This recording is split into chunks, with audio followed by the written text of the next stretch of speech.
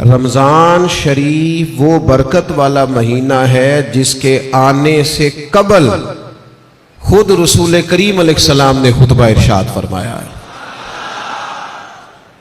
بخاری میں، مسلم میں، مشکات میں حضرت سلمان فارسی رضی اللہ تعالیٰ عنہ کی روایت موجود ہے۔ فرماتے ہیں نبی کریم علیہ السلام نے شعبان کے آخری دن اور رمضان سے ایک دن قبل ہمیں باقاعدہ خطبہ دیا، باقاعدہ، اور کریم محبوب علیہ السلام نے ہمیں رمضان المبارک کے فضائل سنائے۔ اگر ہم صرف اسی بات کو پیش نظر رکھیں نا کہ رمضان وہ مقدس مہینہ ہے جس کے آنے سے قبل محبوب خطبہ استقبالیہ ارشاد فرماتے ہیں، حضور فضائل بیان کرتے ہیں، ذہن سازی کرتے ہیں، لوگوں کو تیار کرتے ہیں کہ رمضان شریف آ رہا ہے، اور اللہ کے حبیب علیہ السلام نے اس خطبے میں ارشاد فرمایا، لوگوں تم پر ایک برکت والا مہینہ سایہ فگن ہونے والا ہے، اور وہ مہینہ ایسا سعادت والا ہے، ایسا برکت والا ہے کہ فرمائے اس میں تم اگر نفل پڑھو گے تو اللہ فرض کے برابر اجر عطا فرمائے گا، اور اگر تم اس کے اندر فرض ادا کرو گے تو اللہ 70 گنا تمہیں اجر عطا فرمائے گا۔ اب بات کو سمجھیں، رکھتے اتنی ہیں فرضوں کی، لیکن اس کا ثواب بڑھ گیا ہے۔ اوقات وہی ہیں نماز کے، لیکن ان کا ثواب بڑھ گیا ہے۔ اس کے لیے جو ضروریات ہیں، جو شرائط ہیں، جو فرائض ہیں، جو واجبات ہیں، جو سنن ہیں، وہ اتنی ہیں، لیکن اس کا اجر بڑھ گیا ہے۔ کیوں؟ اس لیے کہ رمضان المبارک میں اللہ تعالیٰ اپنے بندوں پر رحمت بہت فرماتا ہے، اللہ کی رضا ہے، اس کا فضل ہے، ذالک فضل اللہ یؤتیہ من یشاء۔ بات ہے سمجھنے کی کہ کسی شخص کو کسی چیز پر زیادہ نفع مل رہا ہو تو وہ توجہ کرتا ہے، وہ پھر باقی کاموں پر وقت نہیں لگاتا، وہ کہتا ہے چونکہ مجھے اب اس کام میں زیادہ، آپ 3 4 5 بزنس کرتے ہو تو جو بزنس آپ کو زیادہ نفع دے رہا ہو، جو زیادہ منافع بخش ہو، آپ اس کو زیادہ وقت دیتے ہیں، اور جس میں ذرا کم آمدن ہو آپ کہتے ہیں یار یہ ثانوی حیثیت کا کام ہے۔ لوگ دوسرے یا تیسرے درجے پہ رکھتے ہیں، نفع بخش کام نہیں چھوڑتے، خود جا کے اس کاروبار پہ بیٹھتے ہیں جس کا نفع زیادہ ہو۔ اللہ کے حبیب صلی اللہ تعالی علیہ وسلم نے اپنی زبانیں فیض ترجمان سے خود رمضان کے فضائل بیان کی اور بتایا کہ یہ تمہارے لیے نفع بخش اور سعادت افروز لمحات ہیں، اور عبادت پر ثواب بڑھ رہا ہے۔ کرنا کیا ہے کہ باقی کاموں کو ثانوی حیثیت دینی ہے اور رمضان کی برکات کو ذرا پہلے درجے پہ رکھنا۔ ہمارے ہاں یہ ہوتا ہے کہ سارے کام ہی رمضان میں ہوتے ہیں، کپڑے بھی رمضان میں خریدنے ہیں، درزی کے پاس بھی رمضان میں جانا ہے، جوتے خریدنے بھی رمضانوں میں جانا ہے۔ صحابہ کرام علیہم رضوان اللہ کے حبیب علیہ السلام کے مزاج کو بخوبی جانتے تھے۔ حضور کا باقاعدہ خطبہ دینا رمضان کی فضیلت میں، اور باقاعدہ اللہ کے محبوب علیہ السلام کا صحابہ کی توجہ مبذول کرانا، تو وہ سمجھ گئے۔ اب احوال میں لکھا ہے صحابہ کے کہ وہ کیا کرتے، اپنے سارے کام شعبان میں ختم کر لیتے، لین دین کا حساب بھی شعبان میں کر لیتے، اور جب رمضان آتا تو پھر وہ سارا وقت عبادت کو دیتے، پھر وہ سارے اوقات مرتب کرتے کہ وہ اپنا وقت اللہ تعالیٰ کی یاد میں گزاریں گے، نوافل میں گزاریں گے، عبادات میں گزاریں گے، اعتکاف میں گزاریں گے۔ کرنے کا کام یہ ہے کہ ہم ذہنی طور پر تیار ہوں، ہمارا مزاج بنے۔ توجہ ہے آپ کی میری بات پر؟ آپ زیادہ غور فرمائیے کیا عرض کر رہا ہوں۔ فرمایا کہ وہ اپنے سارے کاموں کو پہلے سمیٹ لیتے، اور رمضان میں ان کی پوری توجہات، اللہ کرے آپ کی بھی توجہ ساری میری بات پہ ہو جائے، آمین تو کہہ دے۔ ایسا نہ ہو جب تک آپ انتظام مکمل کریں تب تک ہم چھٹی لے لیں آپ سے۔ اللہ تعالیٰ آپ کو برکات عطا فرمائے، آپ زیادہ غور کریں، ماشاءاللہ انتظام اچھا ہے آپ کا، اور آپ زیادہ پریشان نہ ہو۔ میں چھوٹا آدمی ہوں، شروع میں کہہ چکا ہوں، آپ سے اللہ رسول کی بات کرنے آیا ہوں، آپ زیادہ توجہ سے سنیں گے، طبیعت عمل کی طرف مائل ہوگی تو میرے لیے ذخیرہ آخرت بنے گا۔ تو آپ غور کریں بات پر، چھوڑ دیں باقی چیزوں۔ اللہ تعالیٰ آپ کو برکات عطا فرمائے. آمین تو کہہ دے. ہماری طرف دیکھیں پھر ادھر دیکھ رہے ہیں. کمال ہو گئی. اللہ تعالیٰ آپ کو جزائے خیر عطا فرمائے. برکت. جو استاد ٹائپ لوگ ہوتے ہیں نا پڑھنے پڑھانے والے, وہ کہتے ہیں بچے کو میری طرف دیکھ, چاہے علی بات آسا بھی پڑھا رہا ہوں نا تو پورا دیکھے گا تو سبق کا مزہ آئے گا. اللہ تعالیٰ آپ کو برکات عطا فرمائے, جزائے خیر. اور ویسے بھی ہماری محفل میں ایک آدھ آدمی ہوتا ہے جس نے مجمع میں بھی لازمی بیٹھنا ہوتا ہے اور سارے انتظام بھی کرنے ہوتے ہیں. بھئی آپ کو بندوبست کرنا ہے تو آپ ادھر تشریف لے جائیں جہاں بندوبست ہو رہا ہے. اب یہاں بھی تشریف فرمائیں, وہاں بھی تشریف فرمائیں, تو روحانیت سے ہی کام چلائیں, یہی زیادہ بہتر ہے. اللہ تعالیٰ آپ کو بہت سی برکتیں عطا کرے, سلامتی عطا فرمائے. اللہ تعالیٰ اس محفل کی سب برکات ہمیں نصیب کرے. تھوڑی تقریر کرنے والا آدمی ہوں تو چاہتا ہوں کہ سارا کام محفل کو درست کرنے میں ہی نہ لگ جائے, کچھ بات بھی ہو جائے. تو اگلی بات یہ ہے کہ رمضان میں کرنا کیا ہے, عبادات کون کون سی ہم نے زیادہ کرنی ہے. سب سے پہلے تو یہ سمجھ لیں کہ روزہ دار کا سارا وقت ہی عبادت میں ہے. اسے کہا گیا ہے کہ روزہ تیرے لیے ڈھال ہے. روزہ رکھنا بھی ہے, رکھنے کے بھی فضائل ہیں. محبوب فرماتے ہیں اللہ تعالیٰ اور اس کے فرشتے سحری کھانے والوں پر رحمتوں کا نزول فرماتے ہیں. نہیں آپ کھانا ہی کھا رہے ہیں لیکن کھانا کھاتے کھاتے آپ پر رحمت ہو رہی. اور حضور علیہ السلام نے فرمایا اور ہمارا اور دیگر مذاہب والوں کا فرق یہ ہے کہ ہم سحری کھاتے ہیں, اور دیگر مذاہب والوں کا فرق یہ ہے کہ ہم سحری کھاتے ہیں اور وہ بغیر سحری کھائے روزہ رکھتے ہیں. یعنی سحری کھانا, اس کو اللہ کے محبوب علیہ السلام نے کتنا درجہ عطا فرمایا. اب آپ نے روزہ رکھ لیا, روزہ ڈھال ہے, اس کو رکھنا بھی ہے اور اس کی حفاظت بھی کرنی. تھوڑا سا اپنے آپ کو رمضان المبارک میں بدلنا ہے, روٹین کا کام نہیں کرنا. آپ نے روزہ رکھا ہے, اب آپ کو اس روزے کا محافظ بننا ہے. اس کے لیے کیا کریں گے, اپنے آپ پر ذرا پابندی لگائیں گے. حضور علیہ السلام کی خدمت میں کچھ خواتین حاضر ہوئی تھی کہ ہم روزے دار ہیں, تو فرمایا تم نے تو غیبت کی ہے, مردہ بھائی کا گوشت کھایا ہے, کہاں رہا تمہارا روزہ. جب تک کوئی جھگڑا نہ کرے, جب تک کوئی غیبت نہ کرے, اتنی دیر تک تو اس کا روزہ ڈھال ہے. لیکن اگر کوئی یہ کام کرتا ہے تو اس کا لازمی نتیجہ یہ نکلتا ہے کہ وہ اپنے روزے کی برکات کو ضائع کرتا ہے. اس روزے کے محافظ بنے. پھر رمضان المبارک کے اندر قرآن مجید کے ساتھ رمضان کا بڑا گہرا رشتہ ہے. جو آیہ کریمہ میں نے تلاوت کی, جو حصہ میں نے پڑھا, اس میں بھی فرمایا اللہ تعالیٰ نے شہر رمضان الذی انزل فیہ القرآن, یہ رمضان کا وہ مہینہ ہے جس میں ہم نے قرآن مجید کو نازل فرمایا ہے. ہمارا نا قرآن مجید کے ساتھ رشتہ آخر کس طرح کا ہونا چاہیے. اللہ کا فضل ہے رمضان کے اندر آپ کو بہت حفاظ ملیں گے. اب ایسا نہیں ہے کسی جگہ کہ کوئی شخص یہ کہے کہ ہمیں قرآن مجید سننا تھا تراویح میں لیکن ہمیں حافظ نہیں ملا. یہ ہو سکتا ہے کسی حافظ کو مسجد نہ ملے, یہ ممکن ہے سنانے کا موقع نہ ملے, لیکن اللہ کا یہ احسان ہے کہ ایسا کوئی شخص نہیں. حفاظ بڑے ہیں, قراء بڑے بڑے اعلیٰ ہیں, قرآن مجید کے عالم, ترجمہ کرنے والے, تفسیر بیان کرنے والے, سمجھانے والے بڑی تعداد رکھتے ہیں. لیکن ہمیں ضرورت کن لوگوں کی ہے؟ ہمیں ضرورت ہے قرآن مجید کے عشاق کی, جو عشق کرے قرآن مجید سے. رکے بھیجتے ہو نا نعت خانوں کو, بہت اچھی بات, فلاں نعت سنائیں, بہت اعلیٰ بات. ایک آدھ رکا کبھی بھیجا کرو نا, آج بڑا دل کر رہا ہے سورہ رحمان سنائیں.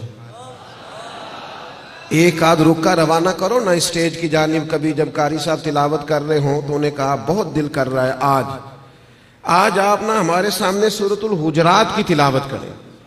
یہ رکے بھی تو ہونے چاہیے نا. نبی کریم علیہ السلام کی خدمت میں عرض کیا گیا یا رسول اللہ یہ فلاں شخص ہے نماز میں سورہ اخلاص بہت کثرت سے پڑھتے ہیں. تو محبوب نے بلا کے پوچھا آپ کو اور صورتیں نہیں آتی؟ نے کہا حضور آتی ہیں, پر سورہ اخلاص میں اللہ کی شانوں کا بیان ہے, مجھے پیاری بڑی لگتی. تو کریم نے فرمایا تم اس سے محبت کرتے ہو, امید ہے جنت میں بھی تمہیں ساتھ لے جائے گا. کسی ایک سورت سے بھی تو پیار کرے نا بھائی.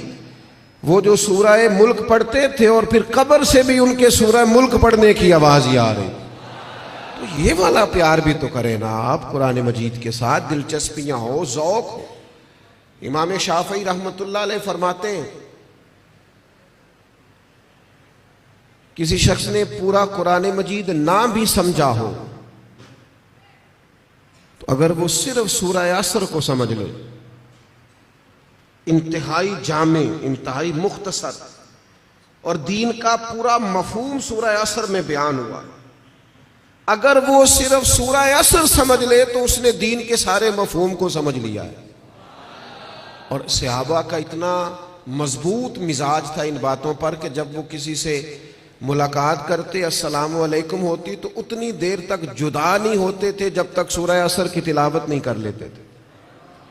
ہمیں قرآن مجید سے عشق کرنا چاہیے۔ کہہ رہے ہوتے ہیں ہمارے نقیب صاحب بھی اور نعت خان صاحب بھی، سارا قرآن مجید ہی حضور کی تعریف ہے، سارا قرآن پاک کی نبی کریم کی نعت ہے۔ تو بھائی اگر سارا قرآن مجید حضور کی نعت ہے تو چند آیات پڑھ دیں آپ، پھر مہربانی کریں، پھر آپ سنا دیں، سنا پھر بھی آپ اشعار ہی رہے ہیں، اور وہ بھی ایسے لوگوں کے جن کا پتہ ہی نہیں ہے کہ ان کو شعر کہنا بھی آتا ہے کہ نہیں۔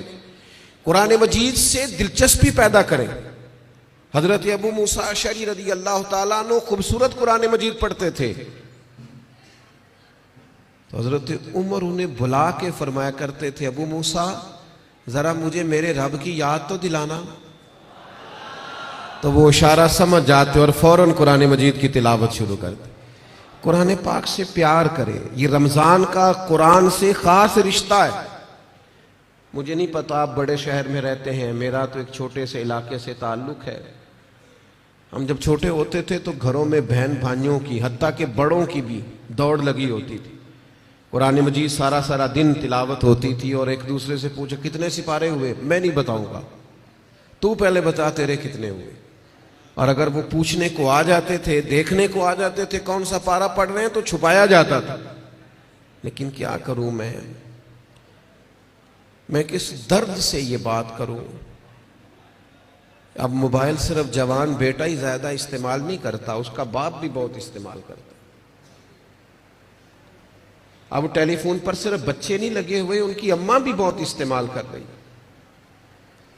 وہ عشق جو آپ کا قرآن مجید سے ہونا چاہیے تھا، جو ذوق قرآن پاک سے ہونا چاہیے تھا، پلٹ پلٹ کر قرآن مجید کی آیات کو پڑھنا چاہیے تھا، آپ نے جس قدر چیزیں اپنے موبائل سے لی ہیں، یاد کی ہیں، ذہنوں پہ بٹھائی ہیں، کاش آپ ایک ایک دو دو آیات ہم سارے یاد کرنی شروع کرتے، اصلاح لیتے، کہاں تک بات پہنچ جاتی۔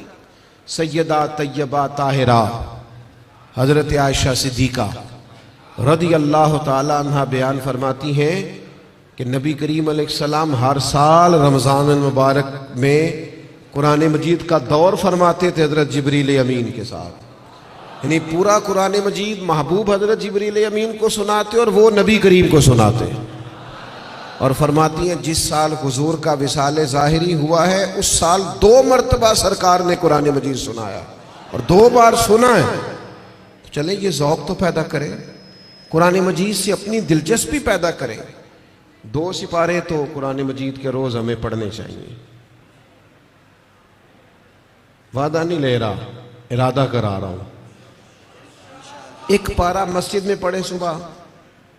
میری اپیل ہے کہ رمضان شریف میں موبائل کم استعمال کریں۔ آپ کے خبریں سننے سے اور تبصرے سننے سے ملک میں کوئی انقلاب بھی نہیں آئے گا، نہ پہلے آیا ہے۔ تبصرے ہونے سے کچھ نہیں آیا تو کیا نتیجہ ہے؟ کچھ بھی نہیں۔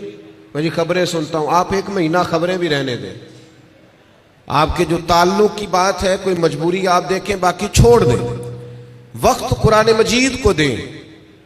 یہ سمجھ کر کہ ہمارے رسول پاک کا طریقہ ہے، کریم محبوب کا طریقہ ہے، قرآن مجید کو رمضان میں خاص وقت دیں۔ 1 پارہ مسجد میں پڑھیں، مسجد کا حق ہے، 1 گھر میں پڑھیں، گھر کو قبرستان نہیں بنانا۔ اور تراویح کا آپ ارادہ تو کریں کہ میں نے انشاءاللہ ایک ہی مسجد میں شروع کرنی ہے اور پوری 20 رکعت پڑھنی ہے، اور اسی مسجد میں پورا قرآن مجید سننا۔ صرف ایک کام کیجئے گا، بیچ میں چھٹی نہ کیجئے گا، ورنہ اپنے آپ سے پوچھ لیں، جس دن چھوٹے ہوتے اسکول سے چھٹی کرتے تھے اگلے دن بھی چھٹی کرنے کو دل کرتا تھا، اور روٹین میں چلتے رہتے تھے تو کام روٹین میں پڑھو گے، ہر روز پڑھو گے اور کھڑے رہو گے تو کچھ بھی نہیں ہوگا۔ ایک دو دن میں انسان کی نفسیات ہے، ایک دو دن میں روٹین بن جاتی۔ آپ ایک دن اٹھے صبح 5 بجے، تھوڑا مشکل ہوگی آپ کو، بار بار موبائل بجے گا، دوسرے دن بھی شاید تھوڑی مشکل ہو، تیسرے دن موبائل بجے بغیر آنکھ کھلے گی، روٹین بن جاتی ہے آدمی۔ آپ پابندی سے قرآن مجید سنیں رمضان شریف میں، تراویح میں، کچھ بھی نہیں ہوگا۔ بہت گرمی ہوتی ہے، بہت مشکل ہوتی ہے، اور خدا کے بندو، جو قوم کئی کئی گھنٹے امیگریشن کی لائنوں میں لگی رہتی ہے، جو پاسپورٹ اور شناختی کارڈ کے دفاتر میں کھڑی رہتی ہے، وہ قرآن مجید کے لیے کھڑا ہو کے تو دیکھے اللہ کی رحمت کتنی نازل ہوتی ہے۔ وہ کوشش کرے تو صحیح۔ ہاں کوئی شرعی عذر ہے، کسی کو کوئی ایسی تکلیف ہے، بیماری ہے، معاملہ الگ، قرآن مجید سے اپنا ذوق پیدا کریں۔ ہمارے ایک استاد صاحب تھے، پیر سید مراتب علی شاہ صاحب رحمۃ اللہ علیہ، حضور شیخ الاسلام خواجہ قمر الدین سیالوی کے وہ خلیفہ تھے اور حضرت محدث اعظم پاکستان رحمۃ اللہ علیہ کے شاگرد تھے۔ تو میں نے ان کو دیکھا کہ وہ جب بہت ضعیف ہو گئے تھے، اس حالت میں بھی وہ بہت عرصہ انہوں نے خود قرآن مجید سنایا، تو وہ حافظ کے پیچھے کرسی پہ بیٹھتے تھے۔ بہت بڑھاپا تھا، ظاہری طور پر کمزوری تھی، پر جو قرآن مجید سے ان کا پیار تھا وہ بڑا انوکھا تھا۔ قرآن مجید سے محبت پیدا کریں، ذوق پیدا کریں۔ اور میں آپ سے عرض کروں، آپ کا جو بچہ بڑا چھوٹا ہے نا، 2-2.5 سال کا ہے، بچی بڑی چھوٹی ہے، آپ قرآن مجید لے کے گھر میں بیٹھ جائیں، انشاءاللہ وہ بھی پارا لے کے آپ کے قریب آ کے بیٹھ جائیں گے۔ آپ یہ کریں، آپ دیکھیں انقلاب آتا ہے۔ تیسرا کام جو ہم نے رمضان شریف میں کرنا ہے وہ ہے ایک دوسرے کا خیال رکھنے کا کام۔ رمضان غم خاری کا مہینہ ہے، اپنے اخراجات کم کریں، اپنے ارد گرد خیال کریں۔ حضرت عبداللہ ابن عمر رضی اللہ تعالیٰ عنہ فرماتے ہیں کہ حضور تو ہمیشہ ہی بانٹا کرتے تھے، پر رمضان میں جو نبی پاک کی سخاوت ہوتی تھی، حضور اس طرح بانٹتے کہ دونوں ہاتھوں سے تقسیم فرماتے۔ رمضان المبارک میں سخاوت کا مزاج بدلے۔ ہمارے ہاں بھی سخاوت ہوتی ہے، آپ کا نہیں مجھے پتا، ویسے ہمارے ہاں آئمہ مساجد کو جو جوڑا دیا جاتا ہے نا سوٹ سینے کے لیے، وہ 27ویں رمضان کو باز لو۔ آپ کے ہاں کب دیتے ہیں؟ وہ 27ویں کو اس لیے دیتے ہیں کہ درزی کوئی پکڑتا نہیں نا، پھر سی کے نہیں دے گا، بغیر سلا دیتے ہیں 27 کو، تاکہ کہیں امام سلوا نہ لے اور پہن ہی نہ لے۔ اب کون درزی پکڑے گا؟ آپ نے کہیں راشن دینا ہے یا کسی کو تحفہ دینا ہے تو وہ آپ رمضان سے پہلے دیں، اور علماء سے تصدیق کرا لینا، رمضان کی نیت کر کے رمضان سے پہلے بھی دے دو گے تو رمضان جتنا ہی اللہ اجر عطا فرمائے گا۔ اللہ کے بندے قبل از وقت کسی کو دے، اور مہربانی کریں، لوگوں کو لائنوں میں لگانے کا شوق نکال دیں طبیعت سے۔ جب رب نے ہمیں دیا تھا تو لائنوں میں کھڑا کر کے نہیں دیا تھا۔ یہ کیوں شوق پیدا ہو گیا؟ پتہ ہے مومن کی عزت کتنی ہے؟ اللہ کے حبیب علیہ السلام نے فرمایا مومن کی عزت اللہ کی بارگاہ میں بیت اللہ سے بھی زیادہ ہے۔ ترمذی میں حدیث۔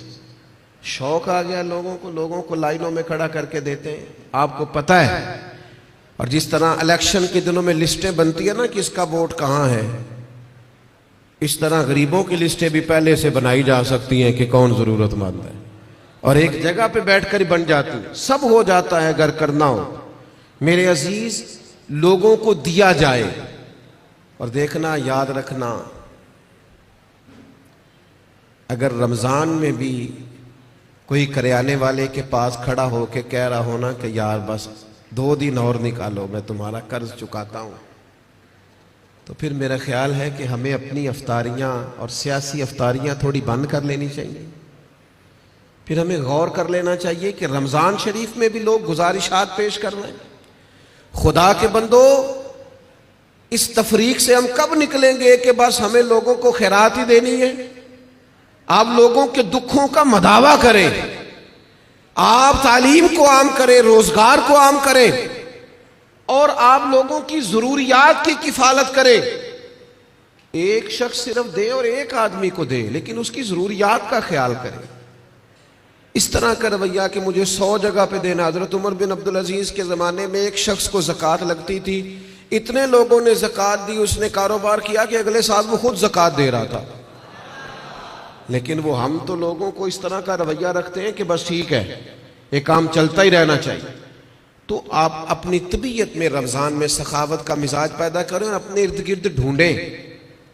حضرت امام زین العابدین رضی اللہ تعالیٰ عنہ کسی شخص کو کچھ دینے لگے تو زمین پہ رکھ کے چلے گئے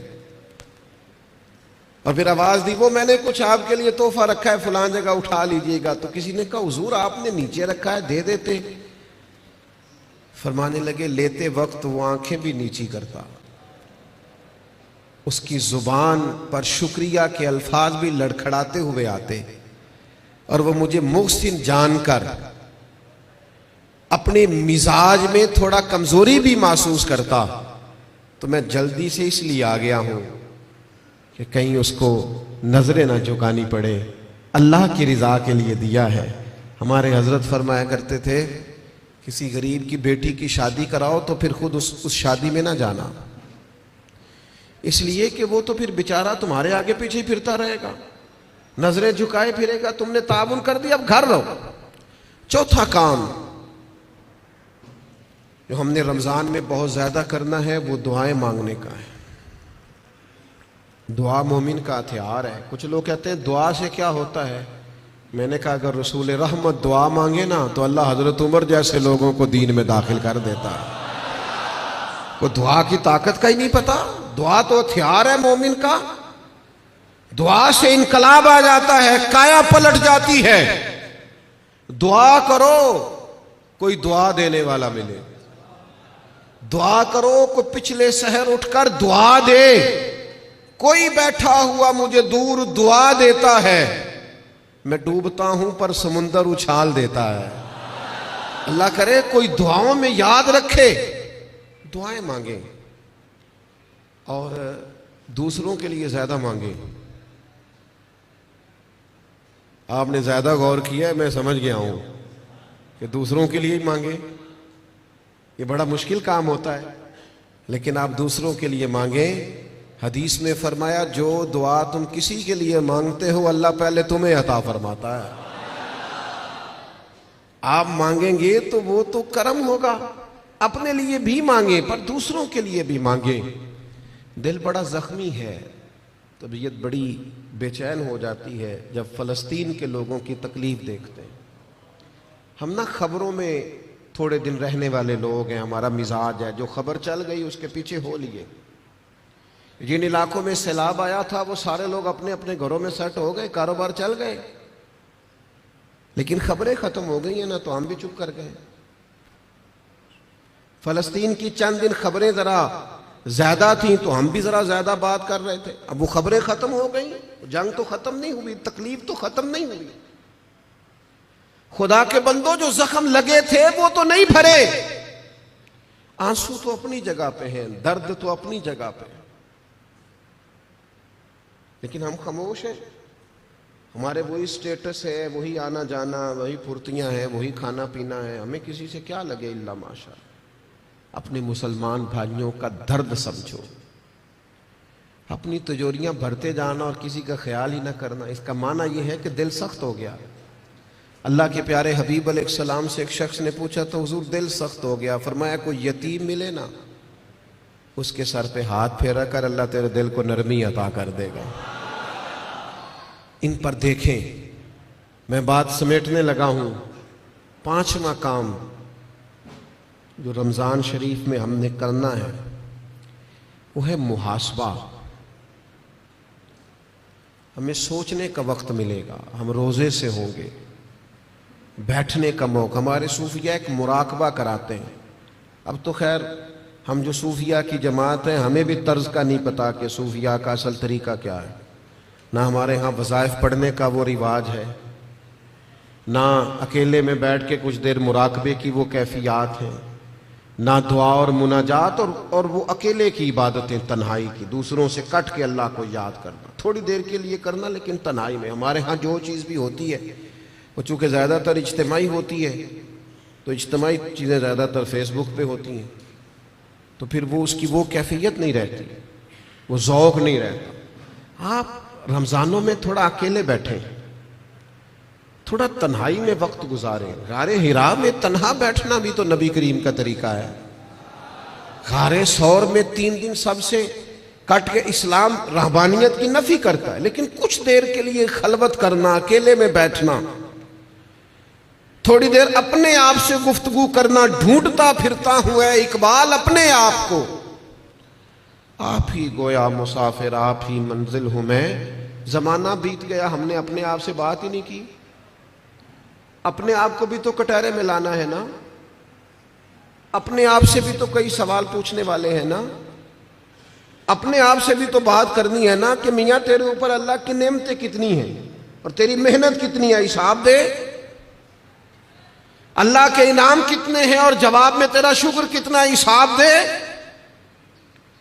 اللہ کے ایک بندے تھے، ان پر نیک تھے، عبادت گزار تھے، انعام برسنے لگے تو ایک دن رو پڑے اور تڑپ کے کہنے لگے، اے اللہ ان پر انعام بہت ہونے لگے ہیں، میری قدر بہت ہونے لگی ہے، میرے آنے پر گویا نعرے بہت لگنے لگے، لوگ مجھے بہت جاننے لگے ہیں، مجھ پر کرم کرنا، کہیں میری ساری نیکیوں کا مجھے دنیا میں ہی اجر نہ دے دینا، ایسا نہ ہو صبح قیامت میرا نامہ اعمال خالی رہ جائے، کرم نوازی فرما، کچھ وہاں کے لیے بھی مجھے عطا کرنا۔ میرے عزیز، رمضان آپ کو موقع دے گا کچھ تنہائی میں بیٹھے، اپنے مالک کے حضور حاضر ہوں۔ سحری کے لیے جب اٹھے نا تو 20 منٹ پہلے اٹھیں، پھر وضو بنائیں، پھر تہجد کی نماز پڑھیں۔ بڑی پسند ہے رسول پاک کو تہجد کی نماز، حضور بڑے ذوق سے اٹھتے۔ آپ اکیلے ہوں اپنے گھر میں پڑھیں، اس عبادت کے بعد اللہ کے حضور حاضر ہوں، اپنے لیے امت کے لیے کشکول طلب دراز کریں، لیکن اپنا محاسبہ کریں۔ ساری زندگی دوسروں کا حساب کیا ہے۔ وہ حضرت موسیٰ کلیم علیہ السلام نے ایک بہت نیک آدمی سے کہا، بہت نیک آدمی سے، کہ آپ بتائیے بستی میں سب سے گناہگار کون ہے؟ تو اس نیک آدمی نے اپنے گلے میں رسی ڈالی اور حضرت کلیم کے ہاتھ میں تھما کے عرض کرنے لگے، حضور کچھ لوگوں کا مجھے خیال تھا کہ شاید ان میں کچھ غلطیاں ہوں، پر ان کی غلطیوں کا مجھے صرف شک تھا، اپنی غلطیوں کا تو مجھے یقین ہے نا، تو مجھے طے ہے نا میں نے کی ہے، تو میں ہوں سب سے بڑا گناہگار۔ تو آپ فرمانے لگے، پتہ تمہیں درجہ کیوں ملا؟ یہ تمہاری جو عاجزی ہے اسی نے تمہیں درجات عطا کی۔ اپنے آپ سے تو مدتوں ہو گئے ہم نے اپنے آپ سے کبھی بات ہی نہیں کی، ہم تو دوسروں کی تربیت اور اصلاح کر رہے ہیں، اپنے آپ سے تو کبھی گفتگو ہی نہیں کی۔ کچھ وقت اپنے آپ کو دیں، اپنے ساتھ کلام کریں۔ بزرگوں کے طریقے تھے کہ وہ کچھ لمحے رات کو تنہائی کرتے، اللہ کے حضور حاضر ہوتے، وقت بتاتے۔ ہم سارے اب مجالس کے، محافل کے، آنے جانے کے، اٹھنے بیٹھنے کے قائل ہیں، اکیلے آئے ہیں دنیا میں، تو جب جانا ہے تو پھر اکیلے جانا ہے۔ قبر سے لے کر قیامت کے قائم ہونے تک تنہا رہنا ہے، تو تھوڑی سی تنہائی تھوڑی دیر کے لیے کرنا شروع کریں نا اللہ کی بارگاہ میں۔ تو یہ 5 باتیں آپ کی خدمت میں نے رمضان کے تعلق سے عرض کی ہیں۔ ایک گزارش میری آپ سے اور ہے بات ختم کرتے ہوئے، یقیناً آپ توجہ کریں گے۔ اپنی زندگی سے تنقید بہت زیادہ نکال دیں۔ ہماری نہ کچھ آنکھیں زیادہ کھل گئی ہیں جو زیادہ ہی تنقید، اللہ کے بندے ہیں ہم سارے، اس قدر زیادہ میں تنقید سننے لگا۔ اصلاح کرنا، میں ابھی حرم شریف گیا تھا، میں نے واپس آ کے بھی دوستوں سے کہا، وہاں بھی کچھ دوست کہتے ہیں وہ دیکھو وہ کیا کر رہا ہے، تو میں نے کہا یار تیرا کیا خیال ہے، جو بڑے نکمے تھے وہ بلا لیے گئے، یہاں تو جو بڑے مقبول ہوتے ہیں ان کو حاضری کے موقع ملتے ہیں۔ ہر جگہ غلطیاں ہی ڈھونڈتے ہو، صرف گفتگو کے موضوعات ہی تلاش کرتے ہو، اللہ کے بندوں کی خوبیاں بھی تو دیکھو نا۔ کم از کم 1 ماہ ایسا ضرور گزاریں جس میں صرف خیر تلاش کریں، اچھائیاں تلاش کریں، تھوڑی دیر کے لیے صرف نظر کریں لوگوں کی جو اعمال کی غلطیاں ہیں۔ عقیدہ تو چلو ایک بنیادی چیز ہے، تو میں عرض کروں گا تنقید والی زندگی اور ہر وقت کمزوریاں ڈسکس کرنا، ہر وقت آپ کو پتہ ہے سیدہ عائشہ صدیقہ فرماتی ہیں حضور کی طبیعت کے مطابق اگر کبھی کھانا نہ ہوتا تو چھوڑ دیتے، لیکن کبھی اس میں سے نقص، تو جو رمضان میں بھی جھگڑے ہی کرے اور نقص ہی بیان کرے اور ہر جگہ کے بیان کرے تو اس نے فلسفہ کیا سمجھا؟ تو یہ 5 چیزیں جو میں نے آپ کی خدمت میں رکھی ہیں، میں امید کرتا ہوں آپ اس پر توجہ کریں گے۔ اللہ کے حضور دعا ہے مالک ہماری اس حاضری کو قبولیت کا درجہ عطا فرمائے۔ اتنی بڑی تعداد میں آپ آئے، اللہ ایک ایک پہ اپنا فضل فرمائے اور اہتمام کرنے والے حضرات کو بہترین جزا عطا فرمائے۔ وما علینا الا البلاغ۔